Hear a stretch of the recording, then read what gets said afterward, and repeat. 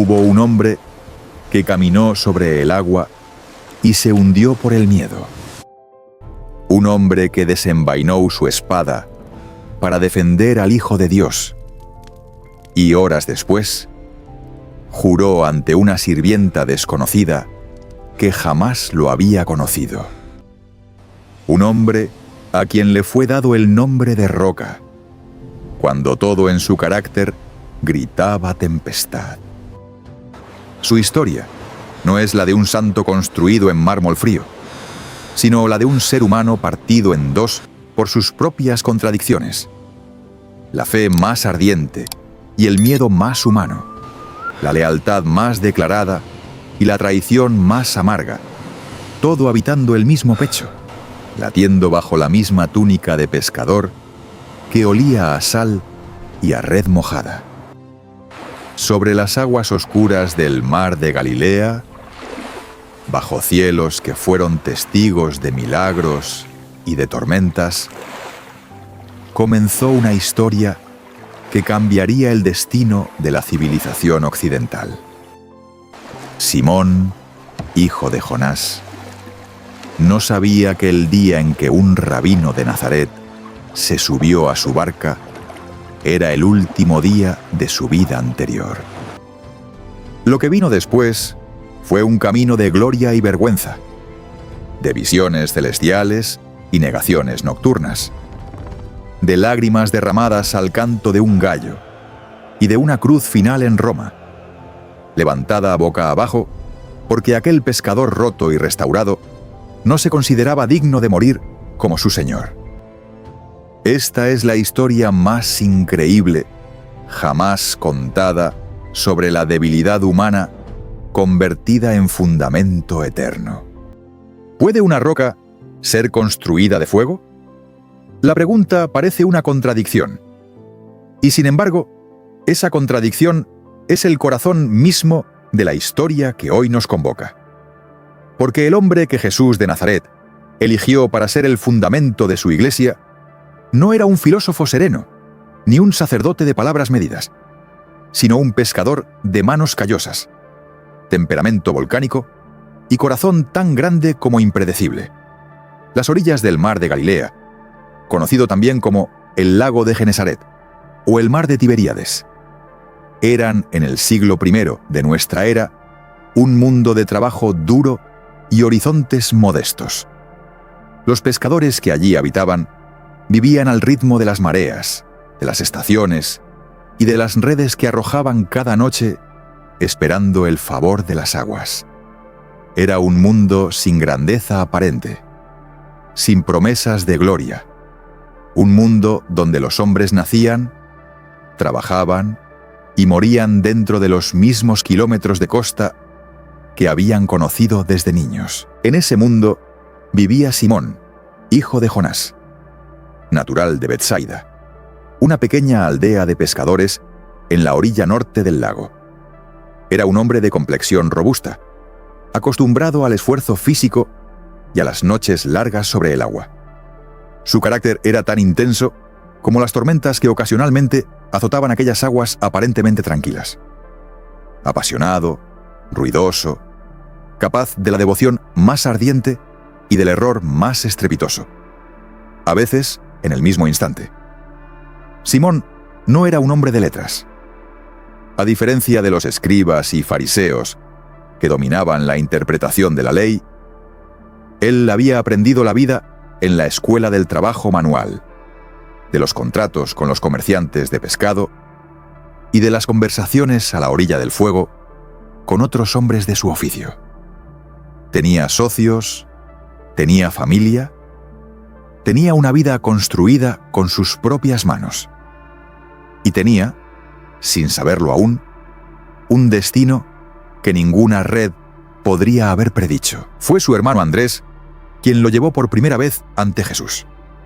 El Evangelio de Juan, en su capítulo 1, versículo 42, registra ese primer encuentro con una sobriedad que contrasta con su peso eterno. Y llevó a Simón ante Jesús. Jesús, mirándole, dijo: «Tú eres Simón, hijo de Jonás. Tú serás llamado Cefas», que quiere decir Pedro. En arameo, Cefas significa roca. En griego, Petros. Un nombre que aún no describía a quien lo recibía, sino a quien estaba destinado a convertirse. Ese momento fue una declaración profética antes de ser una realidad visible. El Simón que se paró ante Jesús esa tarde no era una roca. Era un hombre en bruto, lleno de material, pero sin forma definitiva. Jesús no lo llamó por lo que era, sino por lo que sería. Y esa distinción lo es todo, porque en ella reside una de las verdades más hermosas y más desconcertantes de toda la narrativa evangélica. Dios llama a los hombres no desde sus logros, sino desde su potencial. El llamado formal al discipulado ocurrió poco después, a orillas del mismo lago donde Simón pasaba sus días. El Evangelio de Lucas, en su capítulo 5, versículos 1 al 11, narra la escena con una riqueza de detalles que permite visualizarla con claridad. Jesús había estado enseñando a las multitudes desde la barca de Simón, usando el agua como distancia natural entre él y la gente que se agolpaba en la orilla. Cuando terminó de hablar, le dijo a Simón: «Boga mar adentro y echad vuestras redes para pescar». La respuesta de Simón revela ya el carácter complejo de este hombre.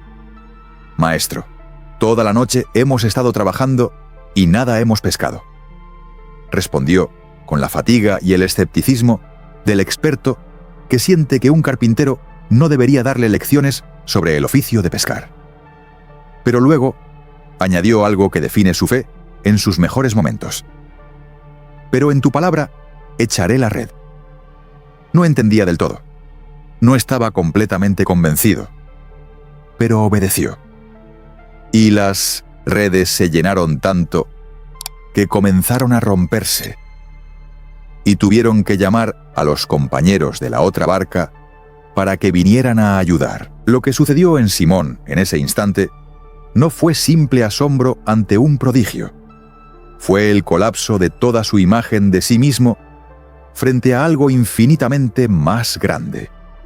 Cayó de rodillas ante Jesús y dijo palabras que resuenan a través de los siglos: «Apártate de mí, Señor, porque soy hombre pecador».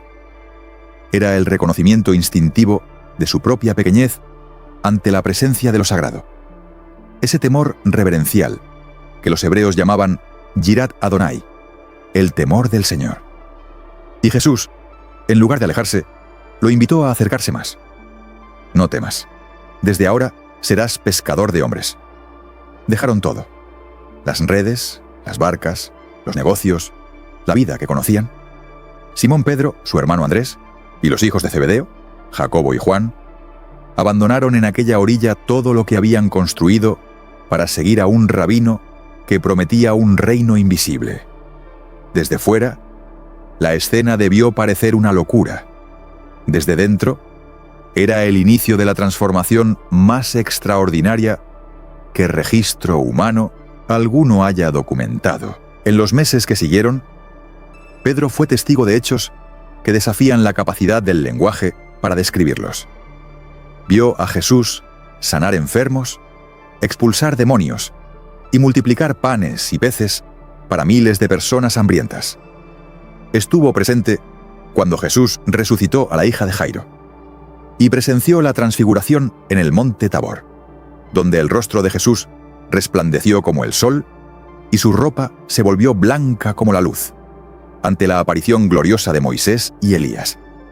Pedro era, junto a Jacobo y Juan, parte del círculo más íntimo, los tres que Jesús elegía para los momentos de mayor profundidad espiritual.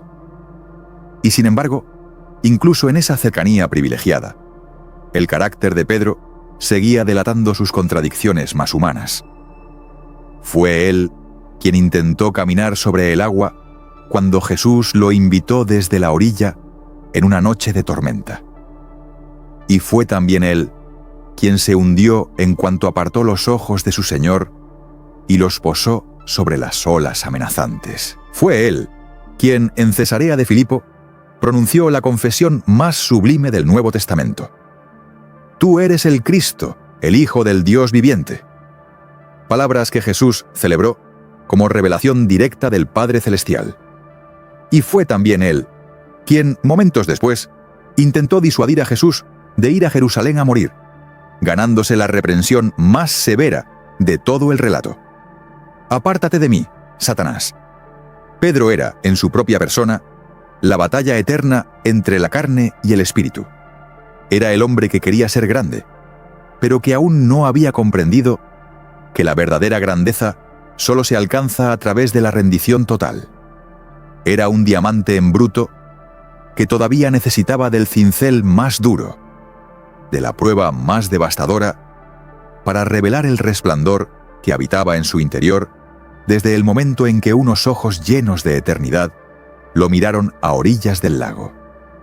La roca estaba siendo tallada, y la herramienta que Dios usaría para su formación más profunda no sería el milagro ni la montaña transfigurada, sino la oscuridad de una noche en Jerusalén, el calor de una hoguera en el patio de un sumo sacerdote, y el canto inevitable de un gallo al romper el alba. Antes de que el sol se ocultara sobre Jerusalén aquella noche, Pedro ya había hecho su declaración más audaz.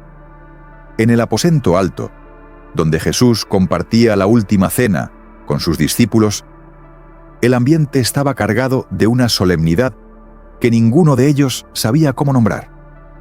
Jesús había lavado los pies de todos, había partido el pan y había dicho palabras que aún resonaban en el aire como campanas lejanas. «Uno de vosotros me va a entregar». Los discípulos se miraron entre sí con angustia y confusión, y cada uno comenzó a preguntarse si acaso él sería el traidor. La sala, que debía ser un espacio de comunión, se llenó de un silencio tenso y doloroso. Fue entonces cuando Jesús añadió algo que heló el corazón de Pedro más que cualquier otra cosa. «Esta noche todos os escandalizaréis de mí». Pedro no podía aceptarlo. Para él, la lealtad no era una opción, sino una identidad. Y la idea de abandonar a Jesús era tan inconcebible como dejar de respirar. Por eso respondió con la convicción total de quien aún no conoce sus propios límites. «Aunque todos se escandalicen de ti, yo nunca me escandalizaré». Era la promesa más sincera que Pedro había hecho en su vida, y sería la que más le costaría. Jesús lo miró con esa mirada que lo sabía todo antes de que sucediera, y le respondió con palabras que sonaron a sentencia. «De cierto te digo que esta noche, antes que el gallo cante, me negarás 3 veces». Pedro insistió con más fuerza. «Aunque me sea necesario morir contigo, no te negaré». No mentía. En ese momento lo creía completamente. Y sin embargo, la noche que se avecinaba demostraría que entre las intenciones del corazón y la fortaleza del espíritu existe un abismo que solo la gracia puede cruzar. Si esta historia te está moviendo tanto como a nosotros, este es el momento de suscribirte al canal y de dejar tu me gusta en este video. Tu apoyo nos permite seguir llevando estas historias transformadoras a más personas en todo el mundo hispanohablante. Desde el aposento alto, Jesús condujo a sus discípulos al huerto de Getsemaní, al pie del Monte de los Olivos, un lugar al que acostumbraban retirarse para orar. La noche era cerrada y el aire olía a aceitunas y a tierra húmeda. Jesús se adentró un poco más en el huerto y pidió a Pedro, Jacobo y Juan que velaran con él mientras oraba. Pero el cansancio y la confusión de aquella semana intensa fueron más pesados que la urgencia de la hora, y los 3 discípulos cayeron dormidos. Jesús regresó 3 veces a despertarlos, y 3 veces los encontró con los ojos cerrados. La tercera vez no intentó moverlos de nuevo. «Dormid ya y descansad», les dijo, con una tristeza suave que no era reproche, sino resignación ante la fragilidad humana. «He aquí que es llegada la hora». Y entonces llegaron las antorchas, los soldados y Judas con el beso más infame de la historia.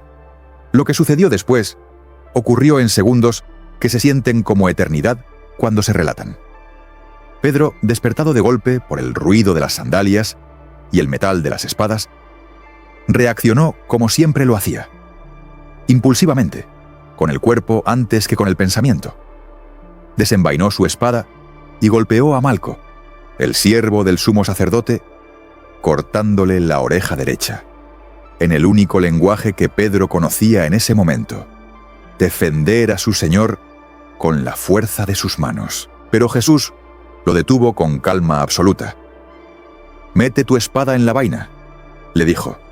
«¿Acaso no he de beber el cáliz que el Padre me ha dado?».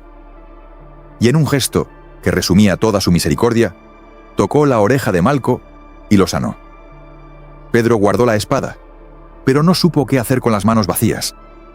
Y cuando los discípulos vieron que Jesús se entregaba sin resistencia, el Evangelio de Marcos registra las palabras más dolorosas del relato. «Y todos le abandonaron y huyeron». Todos, incluido Pedro.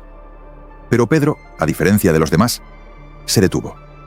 Algo en él no podía alejarse del todo, y comenzó a seguir a la distancia, oculto entre las sombras, mientras los soldados conducían a Jesús hacia el palacio del sumo sacerdote Caifás.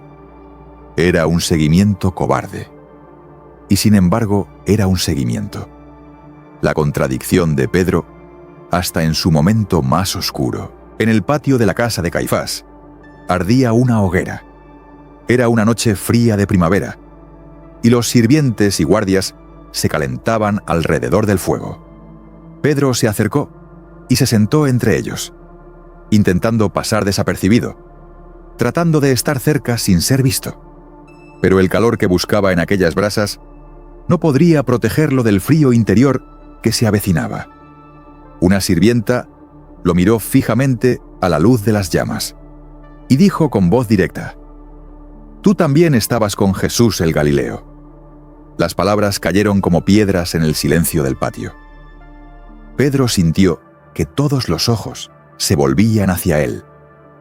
Y en ese instante, el hombre que horas antes había prometido morir con Jesús, respondió con palabras que jamás en su vida podría borrar: «No le conozco». Primera negación. Se alejó hacia el portal de entrada, quizás intentando huir, quizás intentando pensar. Pero otra sirvienta lo reconoció y dijo a los que estaban cerca: «Este también estaba con Jesús de Nazaret». Y Pedro negó de nuevo, esta vez con juramento: «No conozco al hombre». El miedo no es cobardía premeditada. Es el instinto de supervivencia aplastando todo lo demás, borrando las promesas y silenciando los recuerdos más sagrados. Pasó un poco más de tiempo, y quienes estaban alrededor del fuego comenzaron a insistir: «Verdaderamente, también tú eres de ellos, porque tu manera de hablar te descubre». El acento galileo de Pedro era inconfundible, un detalle imposible de disimular. Y entonces, en el momento de mayor presión, Pedro hizo lo que jamás imaginó que haría. Comenzó a maldecir y a jurar, diciendo: «No conozco al hombre». Tercera negación, y en ese mismo instante cantó el gallo. Un sonido ordinario, un sonido de cada madrugada en cada aldea del mundo antiguo. Pero esa noche fue el sonido más devastador que Pedro jamás escuchó. Porque en ese mismo instante, como relata el Evangelio de Lucas, en su capítulo 22, versículo 61, Jesús se volvió y miró a Pedro. No sabemos desde dónde lo miró, si desde una ventana, desde un corredor o desde el umbral de una sala. Pero esa mirada cruzó el patio, atravesó el humo del fuego y llegó directo al corazón de Pedro con una precisión que ninguna espada habría podido igualar. Y Pedro recordó. Recordó el lago, la barca, las redes. Recordó las palabras pronunciadas apenas horas antes. «Antes que el gallo cante, me negarás 3 veces». Recordó su propia voz prometiendo fidelidad eterna, su propio pecho hinchado de una valentía que se había evaporado al contacto con el miedo real, y salió afuera, al frío de la noche, lejos del fuego y lejos de todos. Y lloró amargamente. El Evangelio no dice cuánto tiempo lloró, y no lo necesita, porque hay llantos que no tienen duración, porque tienen profundidad infinita. Pedro lloraba sobre sus propias ruinas, sin saber aún que precisamente de esas ruinas, y no de ningún otro material, estaba hecha la roca que el reino de los cielos necesitaba. Hay heridas que el tiempo no puede sanar, porque van demasiado hondo. Hay vergüenzas que se instalan en el centro del alma, y desde allí gobiernan cada pensamiento, cada recuerdo, cada amanecer. Pedro conocía esa oscuridad. Los días que siguieron a la crucifixión fueron para él los más largos de su existencia. Días de silencio, de puertas cerradas, de rostros que no se atrevían a nombrarse unos a otros el nombre que todos llevaban grabado en el corazón. Jesús había muerto. Y Pedro lo había negado 3 veces antes de que amaneciera. Cuando llegaron las primeras noticias de la resurrección, traídas por las mujeres que habían ido al sepulcro al alba del primer día de la semana, Pedro reaccionó con la misma impulsividad que lo definía. Corrió. El Evangelio de Juan, en su capítulo 20, versículos 2 al 6, narra cómo Pedro y el discípulo amado salieron disparados hacia el sepulcro. Cómo el otro discípulo llegó primero, pero esperó afuera. Y cómo Pedro, en 1900, cambio, entró sin detenerse. Era incapaz de quedarse en el umbral cuando había algo que necesitaba ver con sus propios ojos. Encontró el sepulcro vacío, los lienzos doblados con una precisión que no correspondía a ningún robo apresurado. Y vio, aunque el texto dice que aún no comprendía del todo lo que significaba. Regresó a casa con un nudo en el pecho que era mezcla de asombro, esperanza y la vergüenza que todavía no sabía si merecía ser liberada. Lo que Pedro no sabía era que Jesús ya había pensado en él específicamente. El ángel que anunció la resurrección a las mujeres les dijo, según el Evangelio de Marcos, que fueran a decirles a los discípulos y a Pedro. Ese añadido, esa mención particular, era ya una señal de que la restauración estaba en camino. Pero la restauración plena llegó a orillas del mismo mar donde todo había comenzado. En el capítulo 21 del Evangelio de Juan, encontramos a Pedro y a varios discípulos que habían vuelto a lo que conocían: la pesca. Quizás era una forma de llenar el tiempo mientras esperaban. O quizás era Pedro intentando regresar a la única identidad que sentía que no había traicionado. Habían pasado la noche sin pescar nada, y al amanecer, una voz desde la orilla les preguntó si tenían algo de comer. Cuando siguieron su indicación y echaron la red al otro lado de la barca, la cantidad de peces fue tan abrumadora que el discípulo amado exclamó: «Es el Señor». Y Pedro, al escuchar esas palabras, hizo lo único que Pedro podía hacer. Se echó al agua. No esperó la barca. No calculó la distancia. No consideró la temperatura del lago en la madrugada. Se arrojó al agua y nadó hacia la orilla donde ardía una hoguera de brasas sobre la que se asaban peces y pan. Una hoguera de brasas. El mismo tipo de fuego alrededor del cual había negado a Jesús 3 veces en el patio de Caifás. La simetría no es accidental. En el corazón de Juan, nada lo es. Desayunaron juntos en silencio, porque había cosas que no podían decirse antes de comer. Cosas que necesitaban el peso del pan y el calor del fuego para ser pronunciadas. Y luego, cuando todo estuvo listo, Jesús se volvió a Pedro y le hizo una pregunta. Una sola pregunta, repetida 3 veces, con una deliberación que era en sí misma el acto más compasivo de toda la historia. «Simón, hijo de Jonás, ¿me amas?». 3 veces preguntó. 3 veces respondió Pedro que sí. 3 afirmaciones de amor para sanar 3 negaciones de cobardía, una por una, con la misma cuenta exacta. Porque la gracia no opera en generalidades, sino en la precisión quirúrgica de cada herida específica. Cada vez que Pedro respondía, Jesús le encargaba algo. Apacienta mis corderos, pastorea mis ovejas, apacienta mis ovejas. No le preguntó si se sentía listo. No le exigió que explicara lo que había pasado en el patio de Caifás. No le pidió garantías de que no volvería a fallar. Simplemente le devolvió la misión.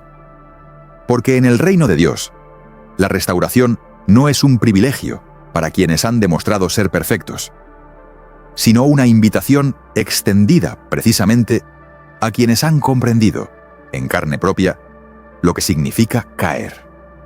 Lo que siguió a esa mañana en el lago fue la transformación más visible y documentada de toda la historia del primer siglo cristiano. El Pedro, que 50 días después de la resurrección, se puso de pie ante la multitud reunida en Jerusalén. Durante la fiesta de Pentecostés, era un hombre diferente. El Espíritu Santo había descendido sobre los creyentes reunidos con el sonido de un viento recio y lenguas de fuego.